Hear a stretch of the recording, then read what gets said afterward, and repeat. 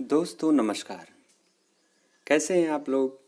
आशा करता हूं कि आप सभी अपने घर में होंगे, सुरक्षित होंगे। इस महामारी के दौर में इस बीमारी से बचाव का यही एक तरीका है। आप सभी अपने घरों में रहें, सुरक्षित रहें, स्वस्थ रहें, मस्त रहें और पढ़ाई लिखाई भी अच्छे से करते रहें। इसी आशा और पूर्ण विश्वास के साथ एक बार पुनः आप सभी का स्वागत है योद्धा क्लासेस में। दोस्तों, ज्योग्राफी की सीरीज शुरू की गई थी जिसमें हमने पिछले जो वीडियोस आए थे उसमें पृथ्वी का भूगर्भीय अभिलेख या भूगर्भीय इतिहास के बारे में चर्चा की थी। आज हम स्पेशली भारत का भूगर्भिक अभिलेख की चर्चा करेंगे और जो पृथ्वी का भूगर्भीय इतिहास है उससे इसका तुलनात्मक अध्ययन किया जाएगा। तो दोस्तों, अगर अभी तक आपने हमारे इस चैनल को सब्सक्राइब नहीं किया है तो प्लीज़ इसे सब्सक्राइब करें, इस चैनल को लाइक करें, शेयर करें और कमेंट भी करें। तो दोस्तों, आज हम बात करने वाले हैं भारत का भूगर्भीय अभिलेख।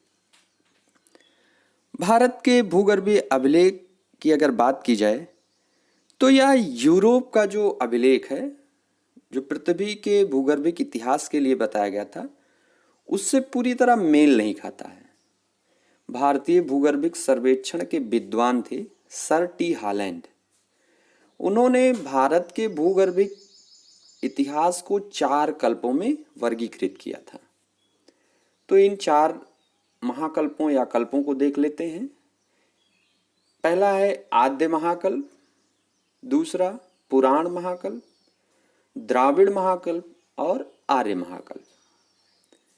जैसा कि मैंने बताया कि यद्यपि भारत के ये भूगर्भीय अभिलेख पूरी तरह से यूरोप के अभिलेख से मेल नहीं खाते हैं, फिर भी भारत के जो अभिलेख हैं और यूरोप का अभिलेख है उनके भूगर्भिक मापकों में साम्यता स्थापित की जाए तो हम देखेंगे कि भारतीय जो चट्टानें हैं उनका वर्गीकरण हम कैसे कैसे विभिन्न महाकल्पों के आधार पर कर सकते हैं।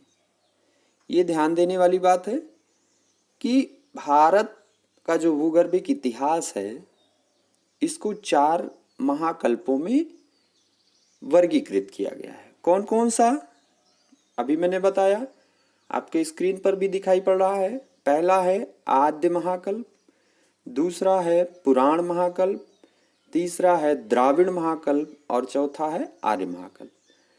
जो आद्य महाकल्प था वो मेल खाता है आपके प्री कैम्ब्रियन महाकल्प से। यूरोप से अगर हम तुलनात्मक अध्ययन करें तो प्री कैम्ब्रियन महाकल्प से ये मेल खाता है। इसमें आपके 2 क्रम की चट्टानें मिलेंगी, आर्कियन क्रम की चट्टानें और धारवाड़ क्रम की चट्टानें। आगे इनका विस्तृत विवरण हम देखने वाले हैं। पुराण महाकल्प की जो चट्टानें हैं ये कुडप्पा क्रम, विंध्यन क्रम, दिल्ली क्रम और हिमाचल क्रम, ये स्पेशली भारत के लिए हम बात कर रहे हैं। इन क्रम की चट्टानों का विवरण हम आगे देखेंगे। जो द्राविडियन महाकल्प की चट्टानें हैं, ध्यान दीजिएगा, इसमें जो इसको पूरी तरह से जो पूरा जीवी महाकल्प है उसी के समान यहाँ पर भी 5 शकों में विभाजित किया गया है। कौन से वो शक हैं? कैम्ब्रियन शक, आर्डोविसियन शक, सेल्यूरियन शक, डिओनियन शक और कार्बोनिफेरस शक। तो दोस्तों, आइए अब एक एक को देखते हैं। आद्य महाकल्प या आर्कियन चट्टानें जो हैं, आर्कियन एरा जो है, उसमें 2 मुख्य क्रम बताए गए हैं। पहला है आर्कियन क्रम। आर्कियन क्रम या आद्य चट्टानें, ध्यान दीजिएगा, ये जो चट्टानें हैं ये प्राचीनतम रवेदार चट्टानें हैं और इसमें नीस, ग्रेनाइट व सिस्ट की क्या है, प्रधानता है। इसको ध्यान रखिएगा। इनके विस्तार की अगर बात की जाए तो इनका जो विस्तार है वो कर्नाटक, तमिलनाडु, आंध्र प्रदेश, मध्य प्रदेश, छत्तीसगढ़, उड़ीसा, यानी प्रायद्वीपीय भारत का लगभग 2/3 भाग कौन बनाती हैं? आर्कियन क्रम की चट्टानें बनाती हैं। मैप में देख लेते हैं। ये यहाँ पर आप देख रहे हैं आंध्र प्रदेश है, ये छत्तीसगढ़, उड़ीसा, मध्य प्रदेश, यहाँ तक ये फैली हुई है। धारवाड़ क्रम की चट्टानें बहुत महत्वपूर्ण हैं और मेंस एग्जाम में भी इनसे प्रश्न आता है कि धारवाड़ क्रम की चट्टानों का विस्तार और इनके महत्व के बारे में प्रकाश डालिए। तो देखते हैं, जो धारवाड़ क्रम की चट्टानें हैं इनका नामकरण कैसे किया गया। कर्नाटक में इनका जो मुख्य विस्तार था वो धारवाड़, बेलारी और शिमोगा जिलों में है। धारवाड़ जिले के नाम पर ही इसका नाम धारवाड़ चट्टानें रखा गया। अब ये प्रायद्वीपीय व बाह्य प्रायद्वीपीय दोनों हैं। अगर महत्वपूर्ण श्रेणियों की बात की जाए तो अरावली श्रेणी, बालाघाट, रीवा, छोटा नागपुर, मेघालय पठार, मिकिर की पहाड़ियाँ, ये सब प्रायद्वीपीय क्षेत्रों में आपके धारवाड़ क्रम की चट्टानें हैं। जबकि लद्दाख, जांस्कर व कुमायूं को अगर देखा जाए, इसके अलावा स्पीति घाटी, वक्रता श्रेणी, ये मैप में आप यहाँ पर देख सकते हैं, ये बाह्य प्रायद्वीपीय चट्टानें हैं। ये चट्टानें भारत में जो पाई जाने वाली हैं आर्थिक दृष्टि से सबसे महत्वपूर्ण हैं। यहाँ देश की सभी प्रमुख धातुएं, सोना, मैग्नीज, लोहा, तांबा, टंगस्टन, क्रोमियम, ये सभी इसी में पाई जाती हैं। तो दोस्तों इसको याद रखिएगा, बहुत ही महत्वपूर्ण है। अब इसके बाद आते हैं हम पुराण महाकल्प की जो चट्टानें हैं। इसमें कुडप्पा क्रम, विंध्य क्रम, दिल्ली क्रम और हिमाचल क्रम। और इसमें जो सबसे महत्वपूर्ण अगर हम देखा जाए तो दो हैं, कुडप्पा क्रम और विंध्य क्रम। कुडप्पा क्रम की जो चट्टानें हैं वो धारवाड़ क्रम की चट्टानों के अपर्दन और निक्षेपण से बनी है। अब ये कुडप्पा कहाँ है? ये आंध्र प्रदेश, यहाँ मैप में आप देखिए, आंध्र प्रदेश के कुडप्पा जिले में के नाम पर ही इनका नामकरण कुडप्पा क्रम की चट्टानें रखा गया है। इनका विस्तार देखें तो यहाँ आप देख सकते हैं, कृष्णा घाटी, नल्ला मलाई श्रेणी, चेयार श्रेणी तथा पापाधनी श्रेणी में इनका विस्तार है। ये बनी किसकी है? ये बलुआ पत्थर, क्वार्टजाइट, स्लेट, संगमरमर, एस्बेस्टस तथा चूने के पत्थरों से बनी हुई है। ये ध्यान देने वाली बात है। अब इन सब का महत्व आप जानते हैं कि कहाँ पर इनका प्रयोग किया जाता है। ये आर्थिक दृष्टि से उतनी महत्वपूर्ण तो नहीं है, लेकिन फिर भी काफी महत्वपूर्ण है। विंध्य क्रम की चट्टानें जो है वो कुडप्पा क्रम की चट्टानों के बाद बनी है। यह भी परतदार चट्टानें हैं जिनका निर्माण जल निक्षेपों द्वारा हुआ है। इसको याद रखिएगा, बहुत महत्वपूर्ण है। अगर इनका विस्तार देखा जाए तो पूर्व में झारखंड के सासाराम और रोहतास क्षेत्र से लेकर पश्चिम में राजस्थान के चित्तौड़गढ़ क्षेत्र तक ये विस्तृत हैं। ये मैप में आप देख सकते हैं, यहाँ झारखंड के रोहतास और सासाराम जिले से चित्तौड़ राजस्थान तक ये विस्तृत हैं। अब इनका और देखा जाए तो चूने का पत्थर, बलुआ पत्थर ये प्रमुख चट्टानें हैं इसमें पाई जाने वाली। और इनका महत्व आप जानते हैं, सीमेंट उद्योग में और इमारतें बनाने में इनका प्रयोग किया जाता है।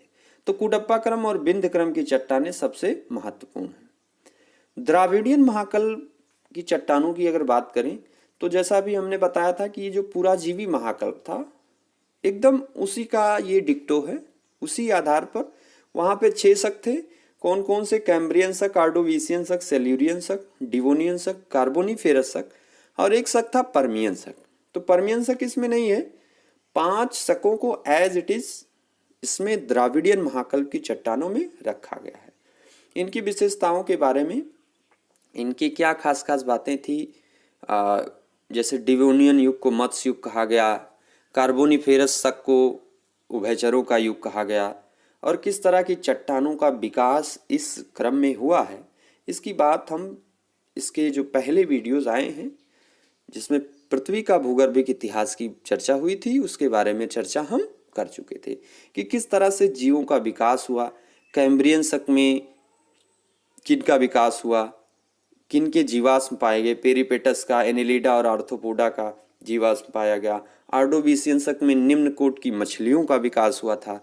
सेल्यूरियन शक में इसमें रीढ़ वाले जीवों का काल इसको कहते हैं। इसी में कैलोडियन हलचल भी हुई थी।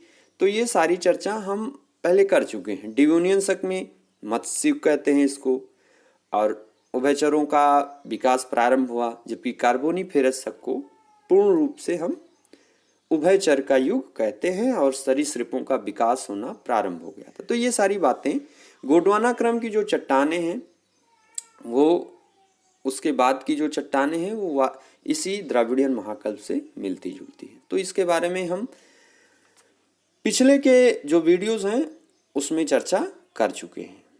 तो अब इसके बाद और अगर हम नज़र डालें तो जो अन्य चट्टानें हैं इसमें चौथा जो महाकल्प था आर्य महाकल्प की चट्टानें।